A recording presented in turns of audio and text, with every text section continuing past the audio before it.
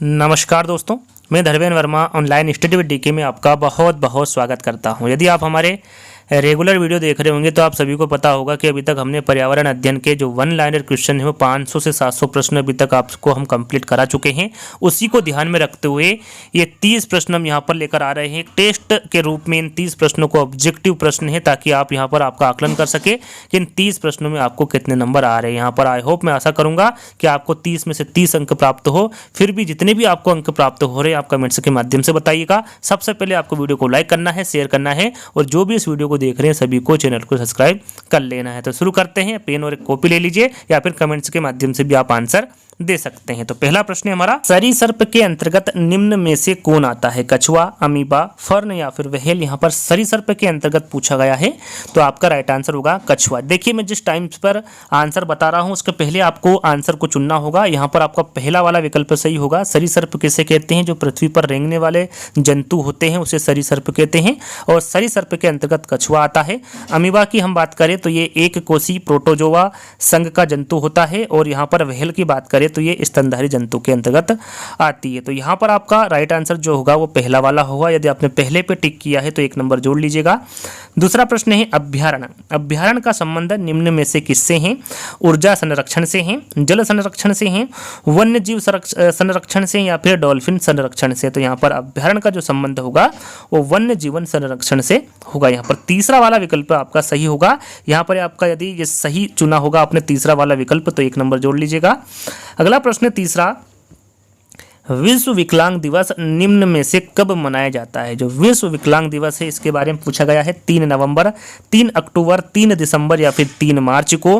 तो यहाँ पर जो विश्व विकलांग दिवस मनाया जाता है वो 3 दिसंबर को मनाया जाता है। कब मनाया जाएगा?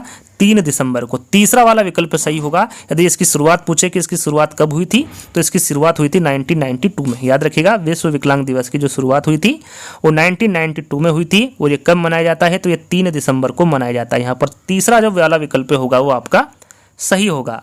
रोनाल्ड रॉस का संबंध निम्न में से किससे हैं? हैजा से हैं, चेचक से हैं, ट्यूबरक्यूलोसिस से हैं या फिर मलेरिया से हैं? काफ़ी इंपॉर्टेंट प्रश्न है, बताइए। जो रोनाल्ड रॉस से इनका संबंध किससे हैं? तो यहाँ पर आपका राइट आंसर होगा मलेरिया से। याद रखिएगा, इससे संबंधित इनको नोबेल पुरस्कार भी प्रदान किया गया था। कब किया गया था? 1902 में। याद रखिएगा, रोनाल्ड रॉस का जो संबंध होगा वो मलेरिया से होगा और इनको नोबेल पुरस्कार भी दिया गया था। इससे संबंधित कब दिया गया था? 1902 में। ध्यान दीजिएगा, यहाँ पर डी वाला विकल्प आपका सही होगा। पांचवा प्रश्न है पर्यावरण सुरक्षित ईंधन कौन सा? यहाँ पर देखिए, पर्यावरण सुरक्षित ईंधन के बारे में पूछा गया है। डीजल है, लकड़ी है, गैस है या फिर केरोसिन है? तो यहाँ पर आपका राइट आंसर होगा गैस। यहाँ पर पर्यावरण सुरक्षित ईंधन के बारे में पूछा गया है तो आपका राइट आंसर गैस होगा। श्वसन के दौरान मनुष्य द्वारा ग्रहण की जाने वाली गैस मुख्यतः है, यहाँ पर ग्रहण लिखा हुआ, ध्यान दीजिएगा।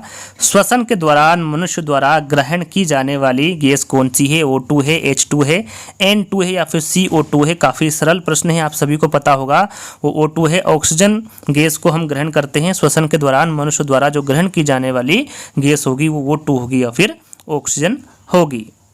सातवां प्रश्न है निम्न में कौन संक्रामक रोग नहीं है? यहाँ पर कौन सा संक्रामक रोग नहीं है ये आपको बताना है। डेंगू है, मलेरिया है, पोलियो है या फिर टिटनेस है? तो यहाँ पर आपका राइट आंसर होगा टिटनेस। याद रखिएगा, टिटनेस संक्रामक रोग नहीं है। बाकी डेंगू, मलेरिया और पोलियो तीनों ही संक्रामक रोग के अंतर्गत आते हैं। तो यहाँ पर 4th वाला विकल्प आपका सही होगा।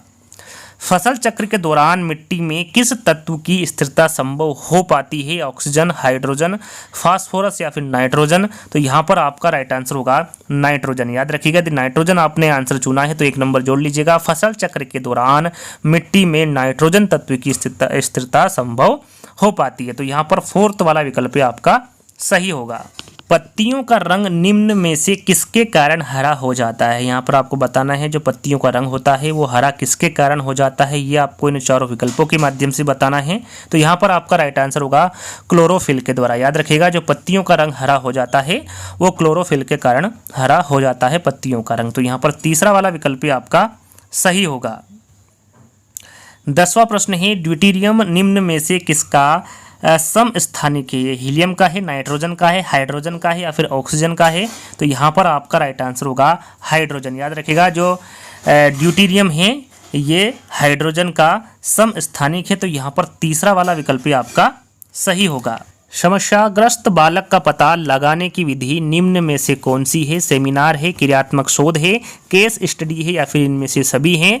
तो यहाँ पर आपका राइट आंसर होगा सेमिनार, क्रियात्मक शोध और केस स्टडी। ये तीनों ही विधि समस्याग्रस्त बालक का पता लगाने की विधियां हैं। तो यहाँ पर आपका जो राइट आंसर होगा वो इनमें से सभी होगा।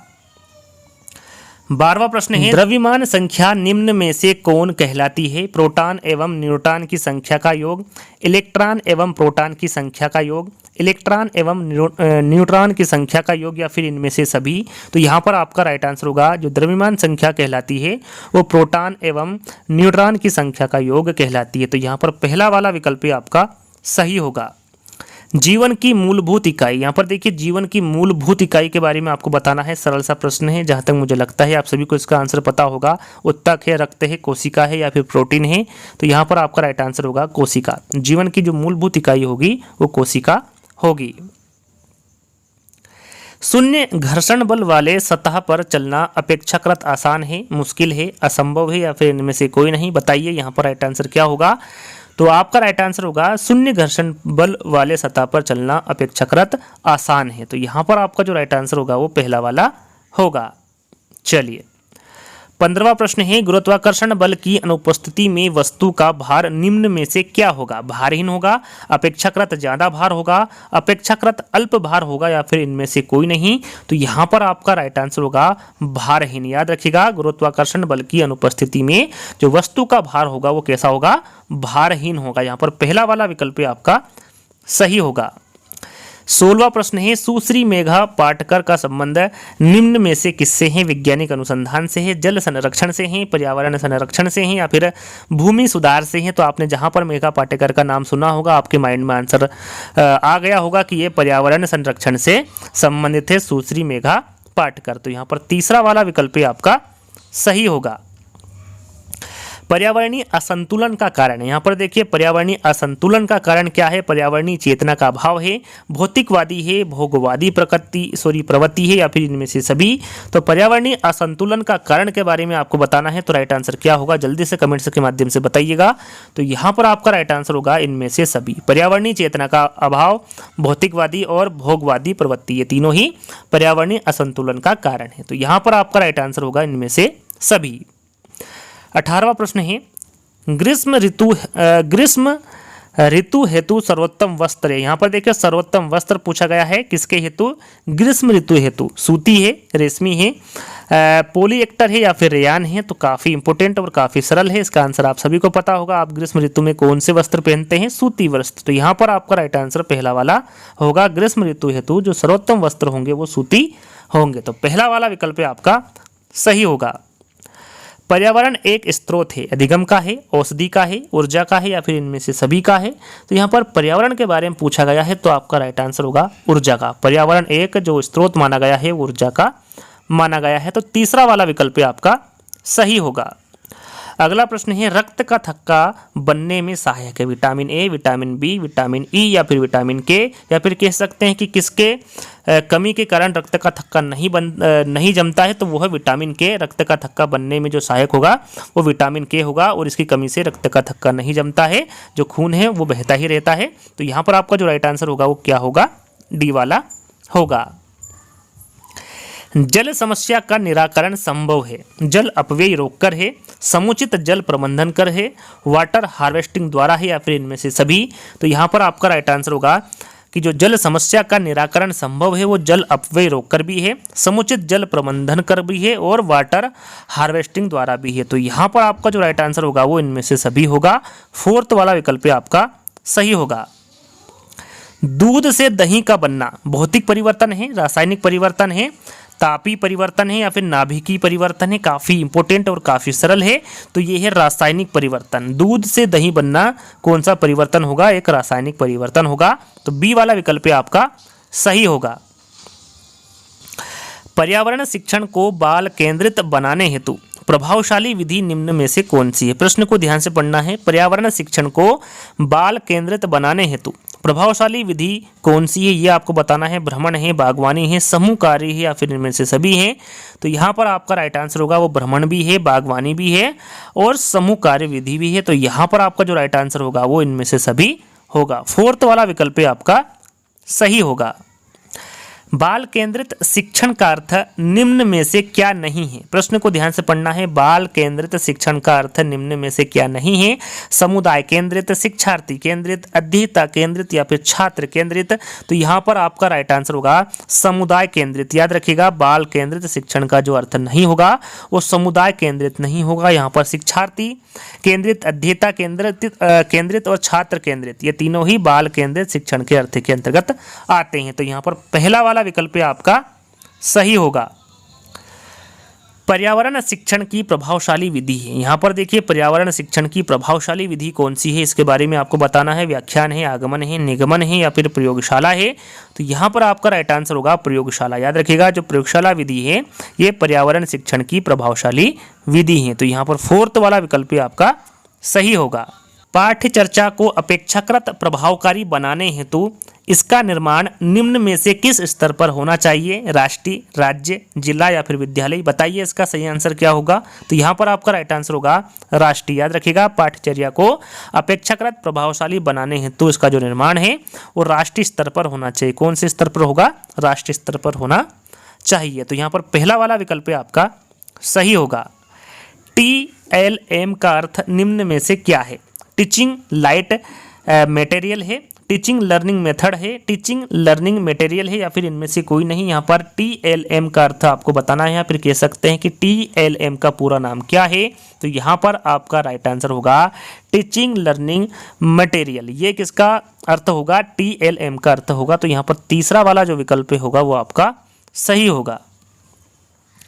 अगला प्रश्न है, निम्न में से किसमें उद्यान कृषि का अध्ययन किया जाता है? यहाँ पर उद्यान कृषि का अध्ययन किसमें किया जाता है? बॉटनी में, हार्टिकल्चर में, जियोलॉजी में या फिर एनाटॉमी में? तो ये उद्यान कृषि का अध्ययन किया जाता है किसमें, ये आपको बताना है। तो यहाँ पर आपका राइट आंसर होगा हॉर्टिकल्चर में। याद रखिएगा, जो उद्यान कृषि का अध्ययन किया जाता है वो हॉर्टिकल्चर में किया जाता है। तो यहाँ पर बी वाला जो विकल्प होगा वो आपका सही होगा।